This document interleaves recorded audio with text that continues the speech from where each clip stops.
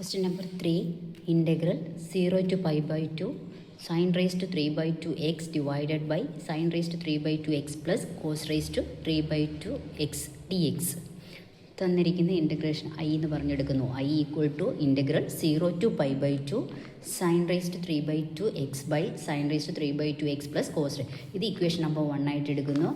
ഇനി നമ്മൾ പഠിച്ച പ്രോപ്പർട്ടീസിൽ ഈ പ്രോപ്പർട്ടി ഉണ്ടല്ലോ, integral 0 to a f of x d x equal to integral 0 to a f of a minus x d x.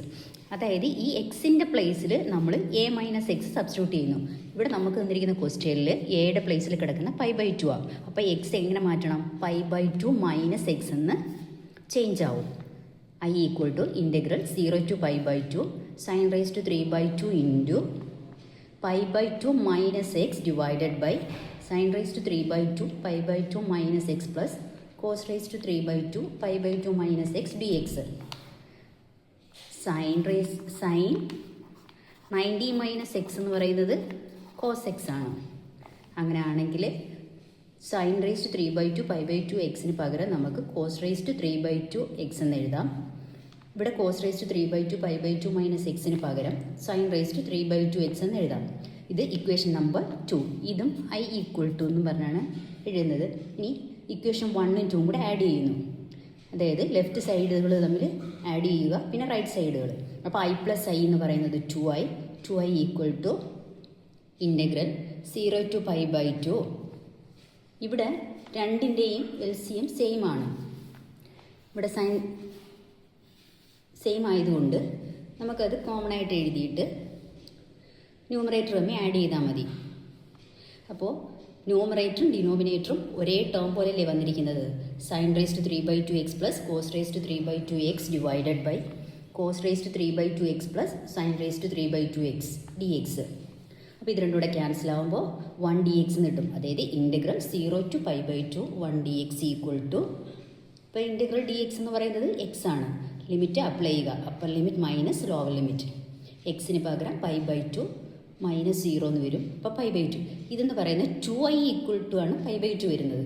അപ്പോൾ I equal to pi by 4. Question number 4, integral 0 to pi by 2 cos raise to 5x by sine raise to 5x plus cos raise to 5x d x. തന്നിരിക്കുന്ന integration I എന്ന് പറഞ്ഞെടുക്കുന്നു. I equal to integral 0 to pi by 2 cos raise to 5x by sine raise to 5x plus cos raise to 5x d x. ഇവിടെ same property തന്നെ നേരത്തെ question number 3ൽ ചെയ്ത അതേ property തന്നെ നമ്മൾ അപ്ലൈ ചെയ്യുന്നു. Integral 0 to a f of x d x equal to integral 0 to a f of a minus x d X.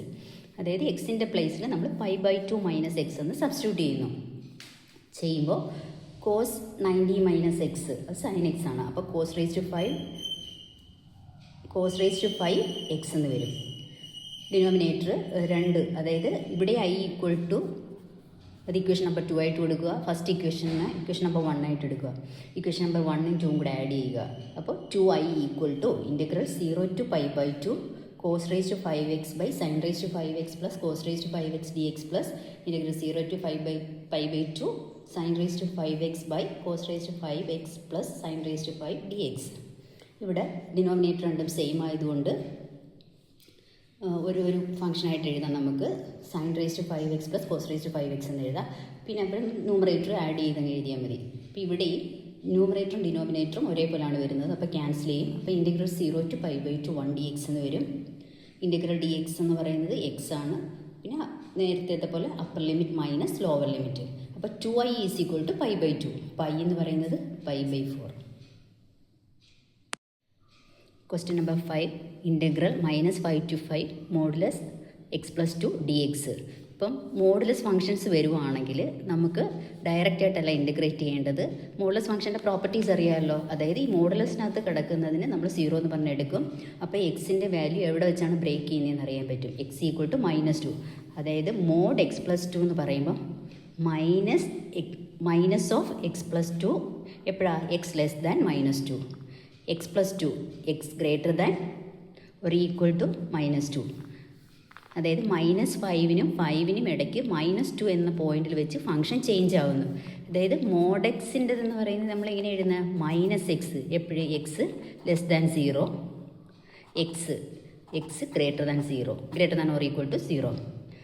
അതേ property തന്നെ നമ്മൾ ഈ മോഡുലസിനകത്ത് വരുന്ന ഫംഗ്ഷന് 0 എന്ന് ഇട്ട് കൊടുക്കുക. അപ്പോൾ എക്സിൻ്റെ വാല്യൂ -2 കിട്ടും. ഈ -2 എന്നുള്ള ഇൻ്റർവെല്ലിന് ഇപ്പം നമ്പർ ലൈനിൽ ഇവിടെ -5 -2 5 ആണെങ്കിൽ ഈ -5 to -2 ഇടയ്ക്ക് ഫംഗ്ഷൻ -(x+2)ഉം -2നും 5നും ഇടയ്ക്ക് ഫംഗ്ഷൻ x+2 ആയിരിക്കും.